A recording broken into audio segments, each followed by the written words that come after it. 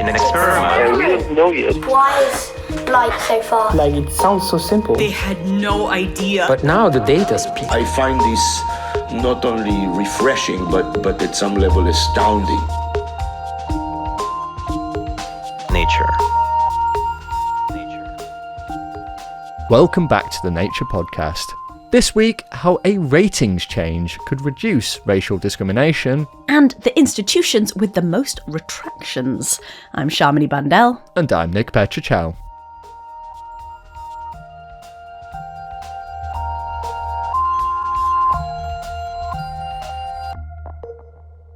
Before we get to the show proper, I just wanted to welcome back the one and only Shamini Bandel. Shamini! I have returned. I've graced you with my presence once again.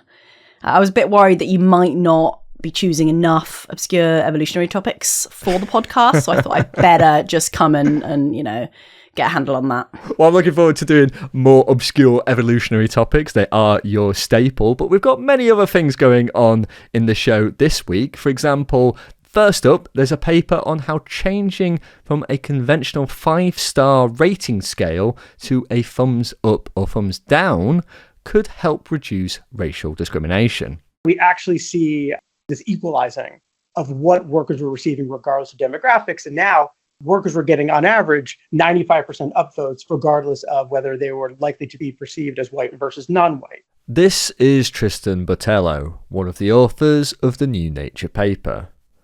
Using data from 70,000 ratings, they showed both that racial discrimination existed on an online platform when it used 5-star ratings, and also that once the rating system changed to thumbs up or thumbs down or upvote downvote, then that discrimination disappeared. People would receive equivalent ratings regardless of race. The platform connected customers to qualified workers who would perform various home service jobs, like repairing a dishwasher or fixing a sink.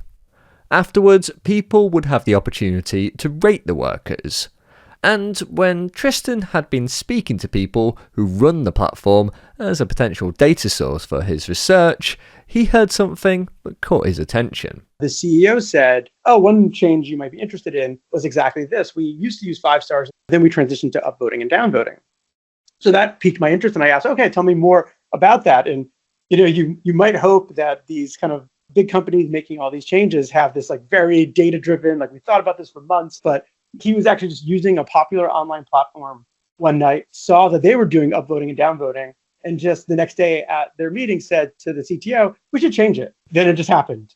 This gave Tristan and his collaborators a semi-natural experiment which they could investigate. They found when the platform was using a 5-star rating, there was a difference in how people were rated based on their perceived race. For example, black workers were rated on average 4.69 stars, whereas white workers were rated on average 4.79 stars. Overall, workers who were categorised as non-white by Tristan and his colleagues had a rating of 4.72 versus the 4.79 that white workers had. Although this is a small difference, what's interesting is that many platforms actually use these ratings for many different purposes. One could be to allocate workers to new jobs, prioritizing highly rated workers. Other platforms, such as the one we study, they also use the rating to figure out how much money the worker is going to get paid. In this case, that difference in what they were getting paid meant that the workers categorised as non-white received about 9 cents less per dollar compared to the white workers. This disparity between ratings is not necessarily surprising. Past studies have shown that people rate differently on the basis of race. For example, a study by a think tank showed that when people evaluated the work of a fictitious attorney, they were more critical of their writing when a photo of a black associate was shown versus a white associate. But 5-star rating systems are everywhere. Think about if you've ever ordered a taxi for an app or got a food delivery, which means that this discrimination could also be everywhere. So a simple change to the ratings, moving to a thumbs up or down, could have a big effect. We're bullish on the idea that it could work well, but we're even more motivated by the fact that this is actually a pretty simple thing for firms to do. I think what we're finding generalizes in a very kind of logical way. And more importantly, the cost of testing this out is very, very low. So many different organizations of different types are using evaluation systems that they could easily kind of roll out even a test period to a subset of customers where they could see whether or not the 0-1 binary system works for them. But Tristan and his colleagues were interested to figure out why this simple change to the thumbs up or down could have such an impact on how people were rated. So they did some follow-up studies. They thought that the 5-star scale may be allowing people's subtle preferences to come into play in a way that a simple thumbs up or thumbs down wouldn't. They figured that that scale makes the person focus just on whether the experience was good or bad. We were even able to run an experiment where we gave individuals a 5-star scale, but told them to really focus on good versus bad. And we found that when we really focused the individual on this good versus bad distinction, we really saw the differences go away. Through this and other follow-up studies, Tristan and the team determined that essentially if people had the 5-star scale, they could hesitate over giving someone the highest rating. They may not necessarily consider themselves to hold racist beliefs, but still hold biases that could hold them back from giving the perfect rating. The thumbs up or down focus the raters just on the good versus bad distinction. The effect was also biggest on those people that believe that black people have little employment discrimination in the US. In other words, those that held what are known as modern racist beliefs appeared to be driving the difference in ratings in the 5-star system. But in the thumbs up or thumbs down approach, they rated people equally regardless of race. Now, it's worth saying that this change to the rating system didn't change anyone's beliefs or tackle racism in any tangible sense, but it did prevent discrimination through these ratings, at least on this platform. And for Lauren Rivera, a researcher of workplace inequalities and who's been writing a News and Views article on this work, this study is a breakthrough. This is a change that is super fast and super cheap to implement. And so it's really efficient. It does not address the underlying issue of sources of structural racism or racism in our society, but it is one way to begin to enhance opportunity. She also thought that this is a change that could be implemented even in the context of the current US administration, which has shown hostility towards work on diversity, equity, and inclusion. One of the things that's so beautiful about this type of change is that this is a change that is on its face very neutral, right? We're just changing performance ratings. It doesn't require any training. It doesn't require any messaging necessarily that at the present political moment in certain places would be challenging. Lauren did have some questions about the work though. For example, in this case, people are being rated on things like whether or not they fixed a sink, something that is either done or not. So a thumbs up could simply be that the job was completed. But for other areas where rating is a bit more complex, Lauren wonders what would happen there. So I think about it like online teletherapy providers and for mental or physical health, or online tutoring services, online educational services. And I do have a question as to what would happen here because performance isn't as clear cut. Tristan suggests that maybe these ratings could be done in a granular way, allowing people to rate thumbs up or down on different aspects of the work, which could possibly help address this. But Lauren also wondered what would happen to the workers' motivations. If they're just getting a thumbs up or thumbs down, would they just phone it in, giving the bare minimum to receive the positive rating? Tristan suspects that this may not be the case. Oftentimes, I think workers understand this idea that the 5 is expected. And if anything, they would see a 4 or 3, a 2 or 1 as quite bad. But I think the upvote, downvote would actually make that risk more salient to them. Like if I don't do a really good job, I could get a 0, I could get a downvote, and that would be catastrophic. So I actually think it could motivate workers to even work harder but it's definitely outside of the data. And I think one thing that we would have to collect more data to understand, but I can say, at least in the field, the firm hasn't experienced that whatsoever. This work potentially identifies an easy change that firms could make to reduce racial discrimination of their workers, at least on these online platforms, even if it isn't a panacea for racism.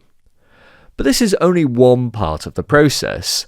So in the future, Tristan is interested to look at the start of the process, where people are hired in the first place, as here there could be more pernicious effects. For example, people could cancel a job based on the race of the worker. So I would love to take that step back at a similar large scale and understand, okay, so how do we think about designing even that initial information that affects that first evaluation stage, which is, did the customer actually choose to go through with the job or not? That was Tristan Botelho from Yale University in the US. You also heard from Lauren Rivera from the Kellogg School of Management, also in the US. For more on that story, check out the show notes for a link to Tristan's paper and Lauren's News and Views article. Coming up, a Nature investigation has uncovered where the most retractions come from. Right now, though, it's the research highlights with Dan Fox. If you're ever serving dinner for a cockatoo, new research can give you a useful taste tip. Try dunking their food in soy yogurt. In 2022, researchers saw 3 Goffin's cockatoos soaking dry biscuits in water before eating them. Now, the researchers have followed up that observation with more experiments, offering 18 of these birds a bowl of cooked food, including noodles, carrots and cauliflower, along with water and blueberry-flavoured and plain soy yogurt. Over 14 sessions, 9 out of 18 cockatoos dunked their food in yogurt, showing a clear preference for the blueberry-flavoured yogurt over the plain, and for the combination of yogurt and noodles over other pairings. None of the cockatoos dipped their food in water. Japanese macaques are the only other non-human animals reported to flavour their food, but their behaviour hasn't been studied with controlled experiments, making this study the first experimental evidence for food flavouring in animals, according to the authors. You can tuck into that research in Current Biology. Historical documents have revealed that in the 16th century, the people of Transylvania lived through climate extremes that their Western European neighbours avoided. The period, known as the Little Ice Age, was a time of climatic cooling that caused crop failures and famine across much of Europe. But evidence is patchy, so scientists have had to cobble together the story of how climate affected society from piecemeal records. Now, a team searching through Transylvanian chronicles have found evidence of some 40 summers during the 16th century that were noted as being particularly warm for the region, with unusual bouts of heat and droughts between 1527 and 1544, a time when much of Western Europe was experiencing less extreme conditions. Later in the century, Transylvania also experienced abnormally heavy rainfall, resulting in the devastating floods of the 1590s. This research could help inform society how to respond to today's climate change. You don't have to search through historical records to find that research. It's in Frontiers in Climate.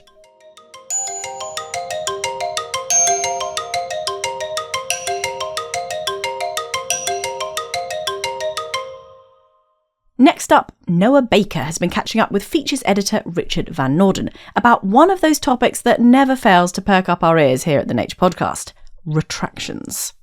Retractions are a key and important part of the world of academic publishing. Papers can be found after publication to contain mistakes, oversights, or administrative errors, but they can also be shown to be fraudulent, false, or otherwise linked to misconduct. And no matter what the reason is, a robust procedure to retract those papers is vital. And over time, the rates of retractions around the world have been growing. So-called paper mills are churning out more and more sham papers, and dishonest predatory journals yet further distort that picture. Now, in a new analysis, our very own Richard Van Noorden has been looking at some of the latest data on retractions to see what more he can glean, in particular identifying retraction hotspots. Richard, thank you so much for joining us. Hi, Noah. Pleasure to be here. So you've written this feature, which is essentially an analysis of a bunch of new data. I suppose to start with, can you tell me where that data's come from and what you were aiming to do with it? Yeah, so in the last few years, a number of private firms have been launching research integrity software. And that software is trying to warn publishers and institutions of when a paper comes in, might it be a bit dodgy? And the way they do that is, well, look at the characteristics of who wrote that paper or what that paper is citing, or perhaps even some content in the paper. And a key part of that is data sets of retractions. Now, as a result of all that, there are now quite a lot of data sets of retracted papers, which are bigger even than the public data sets like that of Retraction Watch that some of our listeners might be aware of.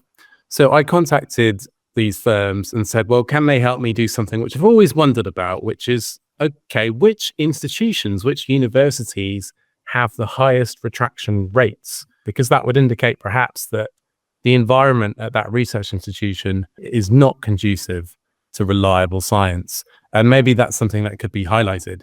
But it turns out this is an incredibly difficult thing to do. It surprised me to read when I first read your feature that it's difficult to just decide on what we mean by retractions here, even in the first place. I thought that seemed like a very simple metric. You know, there's a paper that got retracted, but how does one quantify retractions in these data sets? Well, the problem is the retractions data is really messy, which is really the fault of publishers for not being clear. But if you look at various online sources of data like PubMed, like Crossref, these are all massive repositories of data about papers.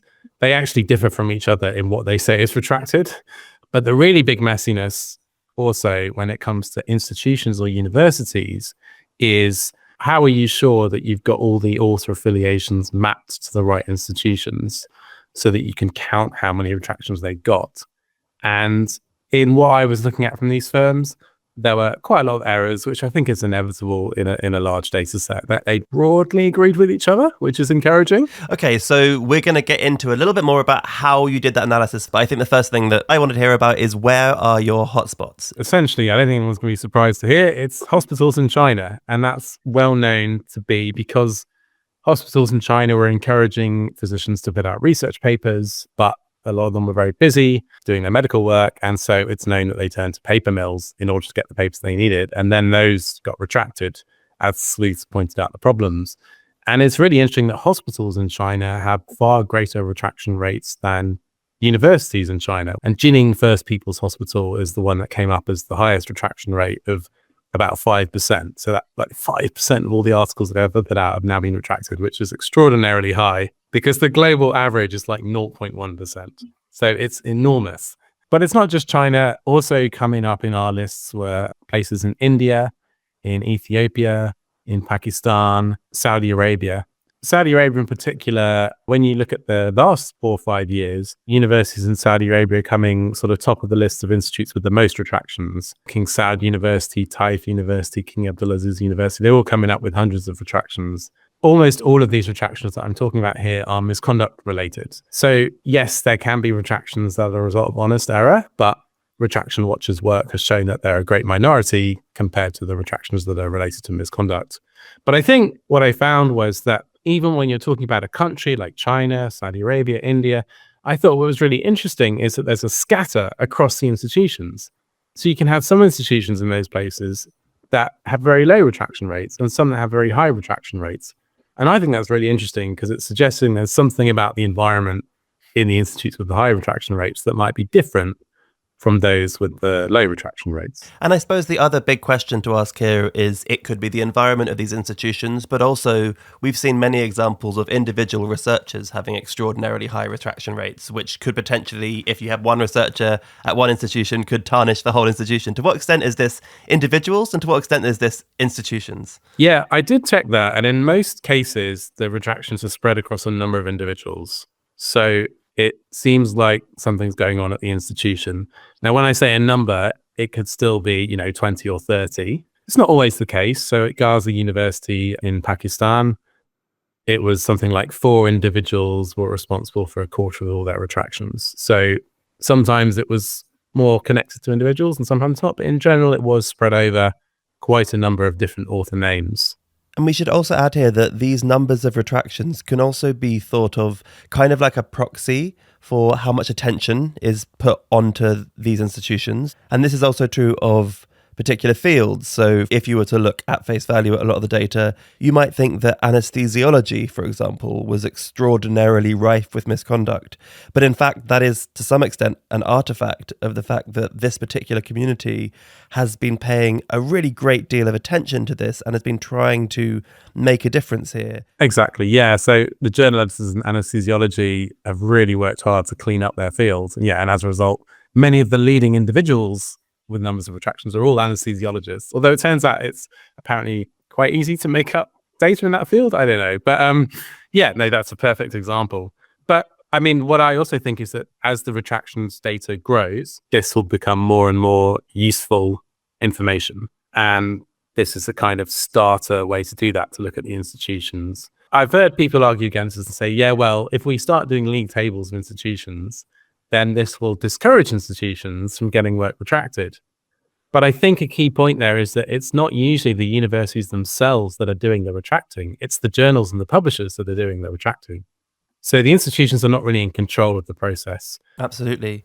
And you mentioned that various of the sleuths that you've been speaking to are under the impression that there should be vastly more retractions made than currently are made. Is that a trend you expect to see going forward based on this analysis and based on your reporting? Yeah, I mean, it depends on publishers and journals' willingness to retract. And so that depends on how much heat sleuths and journalists can put on the publishers to get them to retract, because there are hundreds of thousands of papers over which there are serious questions. Many of them, they look like paper mills. They look like fakes. But nothing is going to be done about it unless publishers make decisions, and maybe not all of these are. Essentially, it's got to be the journal editor's judgment that they no longer stand by the reliability of the paper.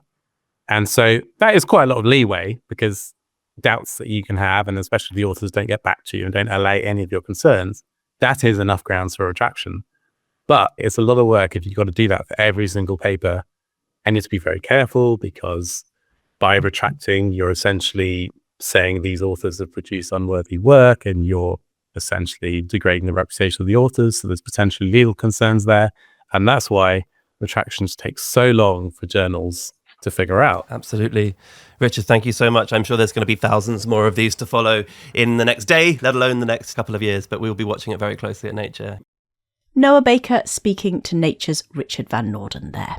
For more on that story, check out the link to Richard's feature in the show notes. Finally on the show, it's time for the briefing chat, where we discuss a couple of articles that have been highlighted in the Nature briefing. Shamini, what have you been reading about this week? Well, there's been a couple of articles in Nature about more impacts or ongoing impacts of the Trump administration on scientists in the US. So one of them that I've been reading about is the Environmental Protection Agency. So that's regulating pollution, and it's about protecting human health and the environment. And it's been one of those agencies that Republican politicians have been worried about, saying that it hampers the economy, the US, by having excessively strict regulations against pollution and things like that. And this was also a part of the government that Trump targeted in his previous administration. But what's he doing with it this time around? So this is all part of bigger plans to downsize and defund government agencies in general, trying to make, they say, a more efficient and effective federal government. So one of the things is that there are staff members who are still in their probationary period. So that's usually they have only just started their job within 1 year, and therefore they can be fired at any time. So there was an email that went round last week to 1,000 employees involved with regulating air pollution, notified that they might be fired, but not everyone has actually heard yet. So some researchers who've spoken to Nature have said they're quite scared. One of them said, I'm scared to open my computer every morning. No, I can certainly see how that would generate anxiety for people. And one of the Trump administration's actions has been to target research that includes DEI. These are programs that deal with diversity, equity, and inclusion. Is this part of that strategy? So this is general downsizing. So, for example, for every 4 employees that leave, the agency heads can only hire 1 employee to replace them. So there's this massive downsizing. Then there's also, yes, the cancellation of all these DEI programs. Staff involved in those at the EPA have been placed on administrative leave. So that's programs, for example, environmental justice, protecting communities that are vulnerable to pollution and climate change. So that's definitely been a big impact at the EPA as well. And then the other article that I read is about the DEI purge at NASA. And it's particularly significant there because NASA has a long history of working towards inclusivity. There was a lot going on there that was related to DEI that's now being rolled back. And Nature reporters spoke to researchers at NASA and other people outside NASA working in the sort of space field who feel quite betrayed by these changes after so long of working towards something that a lot of it's being cancelled, given up. People are even talking about in the NASA buildings, people covering up posters on the wall like pride flags or pictures sort of celebrating women in science, those kind of things being taken down. And employees aren't supposed to put pronouns in their email signatures anymore, for example. It certainly sounds like this is quite a big change then to the agency. So what have been the reactions of the people working there? So similarly, this has provoked a lot of emotional reactions from the people who Nature's spoken to. One person said it feels like a betrayal, it's inefficient, it's wasteful, and it's also just messed up. Another anonymous NASA scientist said, I get a sinking feeling in my stomach when I have to check my work email. Every time I reload it, it's like, oh God, will there be some new heinous missive in there? But NASA employees there are also talking about basically buckling down and sort of getting on with their work regardless. A senior scientist Nature spoke to said, we believe in the mission and we know that our work is important. We know that it matters for the nation. So to some extent, they're just getting on with it. Well, this is a story that Nature will be keeping a keen eye on as we go forward.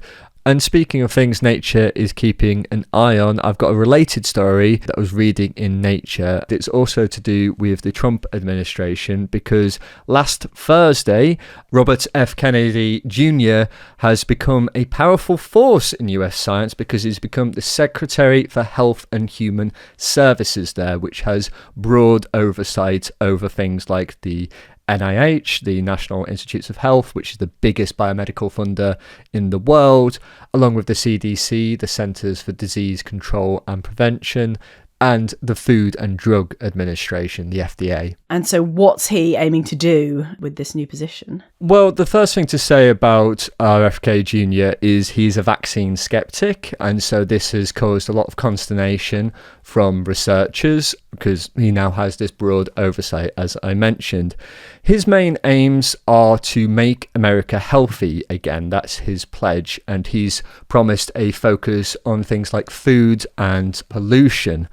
However, that is at the cost of some other things. He wants to downsize the work on infectious diseases, for example. Is that just a matter of limited money and where they want to put the spending, or has he sort of justified particular cuts? So as you mentioned, this is part of a broader effort to downsize the government. So Trump's close advisor Elon Musk has pledged to cut the federal budget by at least $2 trillion.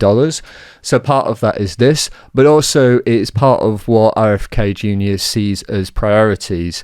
In his eyes, he thinks that chronic conditions such as obesity and cancer, asthma and some other things have received less attention than infectious diseases, but they are responsible for more healthcare costs.